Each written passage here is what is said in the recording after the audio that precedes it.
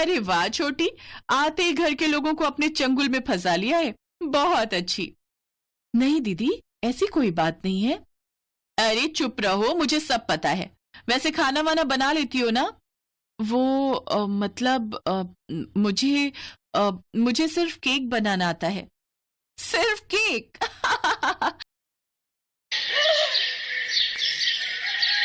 बिजनौर में रहने वाली गायत्री देवी की 2 बहुएं थी। बड़ी बहू अनुराधा, जिसका पति सुधीर एक प्राइवेट कंपनी में गार्ड की नौकरी करता था, तो वहीं छोटी बहू कंचन, जिसका पति अभिषेक एक कंपनी में इंजीनियर की नौकरी करता था। दिसंबर का महीना आ गया था और बाहर तेज कड़कड़ाती ठंड के साथ बर्फ के गोले भी गिर रहे थे। गायत्री अपनी रजाई में बैठी हुई थी। ओहो, इस बार कितनी ठंड पड़ रही है। लगता है ये ठंड बुढ़िया की जान लेकर रहेगी। सुधीर बेटा, तेरे पास पैसे हैं तो मेरे लिए कल दफ्तर से लौटते वक्त हीटर ले आना। लेकिन मैं इस महीने की तनख्वाह तो बच्चों की फीस, राशन और लाला का बकाया देने में चली गई। तू भी ना बस रोता ही रहता है हर वक्त। तुम भी ना कभी भी अपनी गरीबी से ऊपर ही नहीं उठ पाओगे। तभी उसकी छोटी बहू और बेटा भी वहां आ जाते हैं। आप फिक्र मत कीजिए माँ जी, भले ही आपका बड़ा बेटा किसी काम का ना हो, लेकिन आपका छोटा बेटा आपका पूरा ख्याल रखता है। ये देखो, ये आपके लिए क्या लाए हैं, बड़ा वाला रूम हीटर। अब आपको बिल्कुल भी ठंड नहीं लगेगी। मेरे लिए बड़ा वाला हीटर? हाँ माँ, आप हमेशा ठंड में कांपती रहती हैं। कंचन बता रही थी आपने कितनी बार कहा भैया से हीटर लाने के लिए, लेकिन उन्होंने आपकी एक नहीं सुनी। इसीलिए मैं आपके लिए हीटर ले आया। अब जब भी ठंड लगे तो इसे जला लेना। जुग जुग जियो मेरे लाल। इस बड़े वाले से तो मैं कितनी भी उम्मीद कर लूं, लेकिन इसके बस की कुछ नहीं है। एक तू है जो कभी मेरी दवाई, कभी हीटर, तो कभी कुछ न कुछ लाता रहता है। चलो अच्छा है, भगवान ने मेरे छोटे बेटे को खूब तरक्की दी है। आप ऐसा क्यों कह रही हैं माँ जी? जब देवर जी की नौकरी नहीं लगी थी तब तो यही आपके लिए हर चीज लाते थे। आप कहना क्या चाहती हैं जेठानी जी? चलो माना कि तब ये नौकरी नहीं करते थे, लेकिन आज तो ये बड़ी कंपनी में नौकरी करते हैं। मैं कहना तो नहीं चाहती थी, लेकिन ऐसा कहकर ना आपने जता ही दिया कि गरीब लोग कभी भी अपनी औकात दिखाई देते हैं। ये सुनकर जेठ जेठानी को बहुत बुरा लगता है। ऐसा अक्सर होता था जब अमीरी गरीबी की बात उन दोनों में आ जाती थी, और ये ज्यादातर देवरानी ही करती थी, क्योंकि उसका पति अच्छे पैसे जो कमाता था। ऐसे ही दिन गुजरते गए। एक रोज जेठानी की बेटी निधि अपनी माँ से, माँ, मेरे स्कूल में सब बच्चे कह रहे थे कि वो अपने घर में भी अलग से क्रिसमस ट्री लाकर उस पर बहुत सारी टॉफी, गिफ्ट्स लगाएंगे। माँ, मेरा भी मन है अपने घर में क्रिसमस ट्री लाने का। आप भी लाओगी ना माँ? लेकिन बेटी, इन सब में तो बहुत खर्चा हो जाएगा, और तुम जानती हो अभी हमारे पास इन सब के लिए पैसे नहीं है। माँ, मेरा बड़ा मन है, आप ले आओ ना। तभी वहां उसकी देवरानी आ जाती है। निधि, तुम तो जानती हो तुम्हारी माँ के पास इतने पैसे नहीं है, वो बेचारी गरीब है, लेकिन मैं तो अमीर हूँ, तो मैं अपनी बेटी सुरभि के लिए क्रिसमस ट्री तो पक्का लाऊंगी। वैसे तुम चाहो तो तुम भी हमारे साथ चल सकती हो, हम कल ही क्रिसमस की शॉपिंग पर जाएंगे। अगले दिन दोनों देवरानी जेठानी अपनी अपनी बेटियों को लेकर बाजार जाती हैं, जहाँ बहुत ही सुंदर सुंदर क्रिसमस का सामान लगा हुआ था। वाह माँ, ये सेंटा कैसे हिल रहा है ना। हाँ बेटी, अभी तो और भी चीजें देखनी है, चलो आगे चलते हैं। वो देखो कितनी बड़ी दुकान है। वाह, ये क्रिसमस ट्री कितना बड़ा है, और इस पर कितने गिफ्ट्स भी हैं। हाँ माँ, मुझे भी यही पसंद है, ये बहुत सुंदर लग रहा है, यही ले लो। क्या प्राइस है इसका? जी पूरे 2000 का। ठीक है, दे दो। अरे जेठानी जी, आप नहीं ले रही? तभी बाहर एक ठेले पर खड़ा लड़का कुछ क्रिसमस ट्री बेच रहा था। जेठानी उसके पास जाती है। ये वाला ट्री कितने का है? जी ये 700 रुपए का है। 700? इस पर इतनी सजावट की है, गिफ्ट्स लगे, तो इतना महंगा तो होगा ही। माँ, ले लो ना ये वाला, ये ठीक है। नहीं बेटी, हम इतना महंगा नहीं ले सकते। अच्छा, ये छोटा वाला कितने का है? जी ये सिर्फ 200 रुपए का है। तभी देवरानी कहती है, क्या इतना महंगा? इतना सा ट्री और इतना महंगा लगा रहे हो, वो भी इस ठेले पर? नहीं नहीं, इसके 100 ही मिलेंगे। ये लो, रखो अपने 100 रुपए, और इधर लाओ ये ट्री। नहीं आंटी, ऐसा मत कीजिए, मुझे तो कुछ भी बचत नहीं होगी। इतनी मेहनत से मैंने ये ट्री बनाया है। कहा ना इतने पैसे ठीक है। चलो जेठानी जी, अब यहाँ से। ये तुम क्या कर रही हो कंचन? इस तरह किसी गरीब को लूटना अच्छी बात नहीं। क्या ठीक है क्या नहीं, ये आप मुझे मत सिखाइए। अच्छे से जानते हो इन ठेले वालों को, बेकार में भाव चढ़ाकर बात करते हैं। माफ करना बेटा, लेकिन अभी मेरे पास पैसे नहीं है, मैं बाकी के पैसे बाद में तुम्हें दे दूंगी। माँ, ये तो कितना छोटा है। निधि, छोटा बड़ा कुछ नहीं होता और जिसकी जितनी चादर होती है उसे उतने ही पैर पसारने चाहिए। फिर वो सभी अपना अपना क्रिसमस ट्री लेकर घर आ जाते हैं। सुरभि जहाँ बड़ी खुश थी क्योंकि उसके पास बड़ा सा क्रिसमस ट्री था, तो वहीं बेचारी नेहा अपने उस छोटे से क्रिसमस ट्री से ही खुश थी। शाम को, माँ कल क्रिसमस है ना, तो सेंटा आएंगे और हम सबको गिफ्ट देकर जाएंगे, ये बड़ा मजा आएगा। गरीब बहू के मन में अभी भी उस लड़के के लिए बुरा फील हो रहा था। घर आकर वो अपने पास रखे कुछ बचत के पैसों से 100 रुपए निकालती है और फिर से किसी बहाने से बाजार जाकर उस बच्चे को देने जाती है। ये लो बेटा, ये तुम्हारी मेहनत के 100 रुपए, उस क्रिसमस ट्री के पैसे। आपका बहुत बहुत शुक्रिया आंटी। क्या तुम क्रिसमस डे नहीं मनाओगे? नहीं आंटी, हम गरीबों के पास खाने के लिए पैसे नहीं होते, फिर हम ये सब कैसे।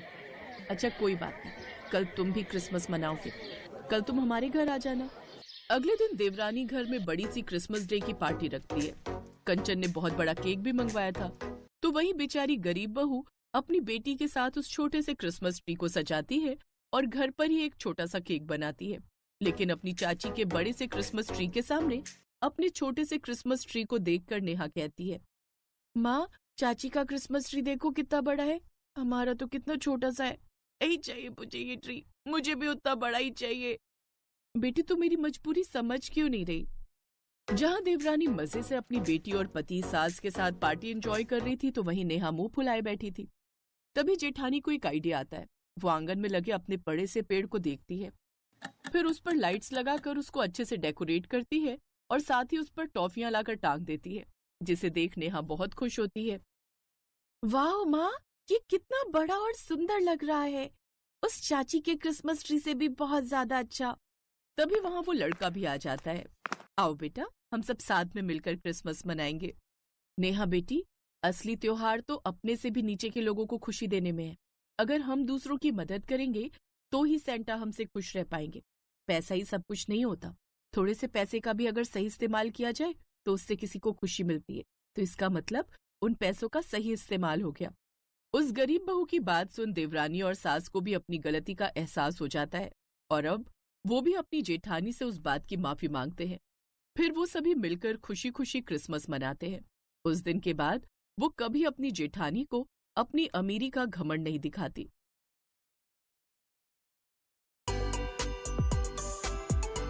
पूनम को केक बनाने का बहुत शौक था।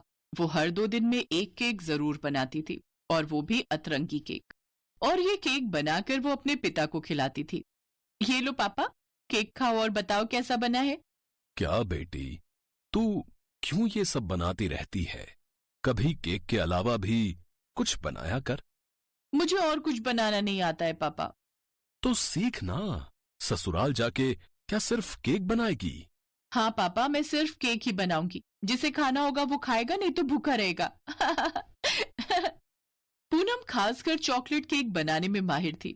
घर में जब भी कोई मेहमान आता था, पूनम उसे चॉकलेट केक बनाकर खिलाती थी और वो मेहमान खुश हो जाता था। वाह पूनम बेटी, तुमने तो बहुत अच्छा केक बनाया है। Thank you uncle. ऐसे ही पूनम केक बनाने में माहिर बन रही थी और उसके पिता उसकी शादी के लिए लड़का ढूंढ रहे थे। पूनम खूबसूरत थी, इसीलिए हरिहर को ज्यादा तकलीफ उठाने की जरूरत नहीं पड़ी। कुछ ही दिनों के अंदर पूनम की शादी फिक्स्ड हो गई। लड़के का नाम आकाश था और वो बहुत समझदार लड़का था। पूनम ने शादी से पहले आकाश से कहा, आकाश, मैं एक बात पहले ही बता दे रही हूँ, मैं सिर्फ केक बना सकती हूँ, उसके अलावा मुझे और कुछ बनाना नहीं आता है। क्या फिर भी तुम मुझसे शादी करोगे? हाँ पूनम, मैं तुमसे सिर्फ खाना बनवाने के लिए थोड़ी शादी कर रहा हूँ। तुम तो मुझे पसंद हो और खाना तो भाभी भी बना लेती हैं। तुम घर के दूसरे काम में हाथ बटा देना। ठीक है, वो तो मैं कर ही सकती हूँ। और इसी तरह पूनम की शादी हो गई। वो ससुराल चली गई।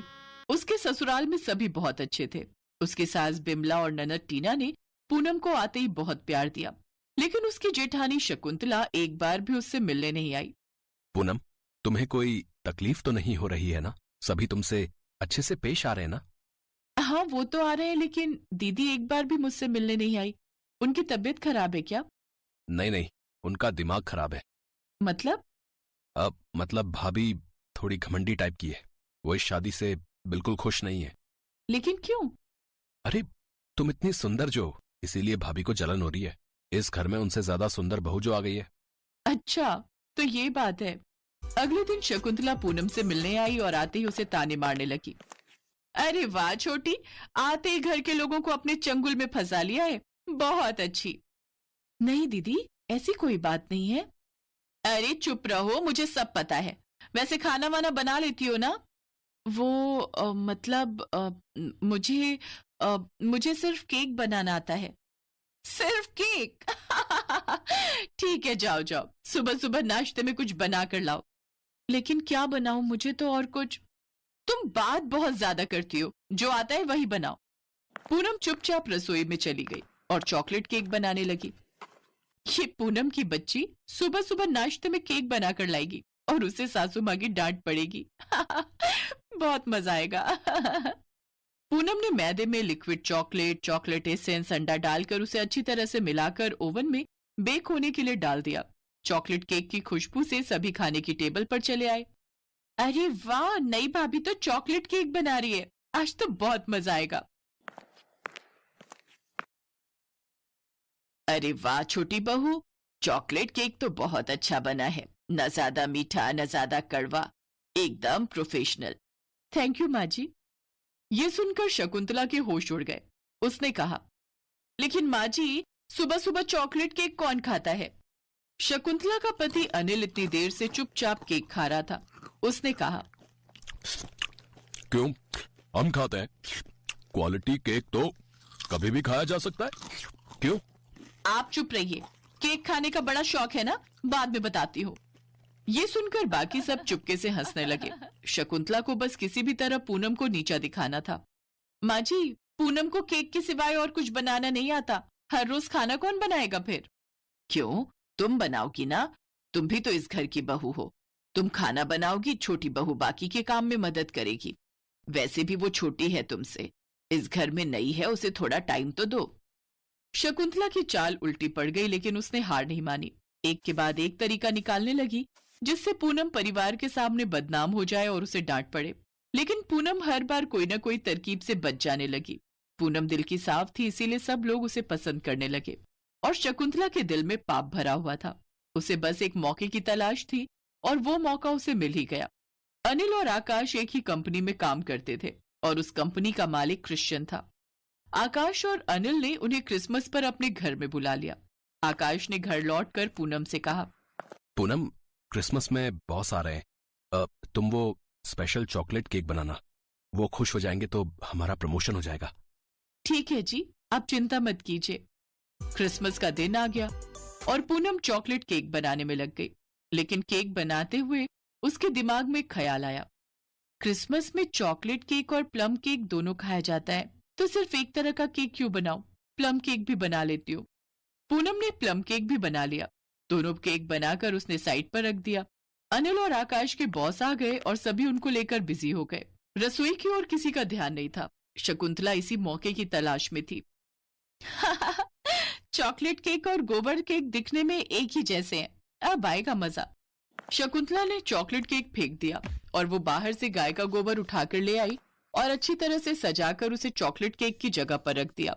दिखने में वो गोबर चॉकलेट केक जैसा ही लग रहा था। और फिर गोबर केक लेकर शकुंतला बाहर आई। सर, आपको ये चॉकलेट केक खाना ही होगा, हमारी नई बहू रानी बहुत अच्छा चॉकलेट केक बनाती है। आज उसने सिर्फ आपके लिए बनाया है, सिर्फ आपके लिए। वो सब तो ठीक है, लेकिन लेकिन कुछ नहीं सर, आपको ये खाना ही होगा। नहीं नहीं, मैं ये नहीं खा सकता, मुझे चॉकलेट से एलर्जी है। मुझे प्लम केक पसंद है। Plum cake? मैंने तो वो भी बनाया है, मैं प्लम केक लाती हूँ।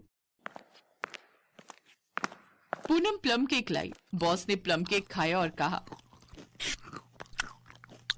अरे वाह, इसे कहते हैं केक। वाह, मजा आ गया।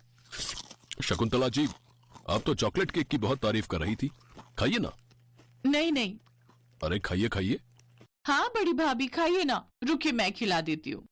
टीना ने चम्मच से गोबर केक उठाया और शकुंतला के मुंह में ठूंस दिया। शकुंतला का ये प्लान भी उल्टा ही पड़ गया।